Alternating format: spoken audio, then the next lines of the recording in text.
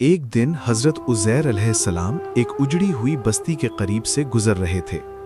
वो बस्ती मुकम्मल तौर पर वीरान हो चुकी थी, दीवारें गिर चुकी थीं, मकानात टूट फूट का शिकार थे।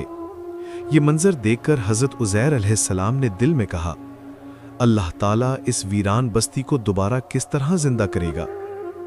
अल्लाह ताला ने उनके दिल में ये सवाल डालने पर उन पर अपनी कुदरत जाहिर करने का इरादा फरमाया।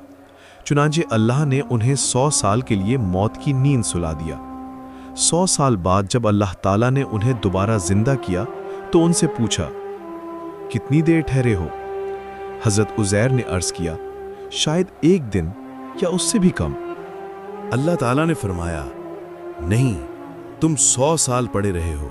अब अपने खाने पीने की चीज़ों को देखो, वो वैसे ही ताज़ा हैं जैसे कल के दिन रखी गई हों, उनमें कोई तब्दीली नहीं आई। और अपने गधे की तरफ देखो जो बोसीदा होकर हड्डियों में तब्दील हो गया है। फिर अल्लाह ताला ने उनके सामने ही उनके गधे को दोबारा जिंदा कर दिया। हड्डियों में गोश्त चढ़ा, खून दौड़ा और वो फिर से चलने लगा। ये मंजर देखकर हज़रत उज़ैर अलैहिस्सलाम पुकार उठे, मैं जान गया कि अल्लाह ताला हर चीज़ पर कादिर है। इस वाक़े से हमें ये सबक मिलता है कि अल्लाह की कुदरत लामहदूद है।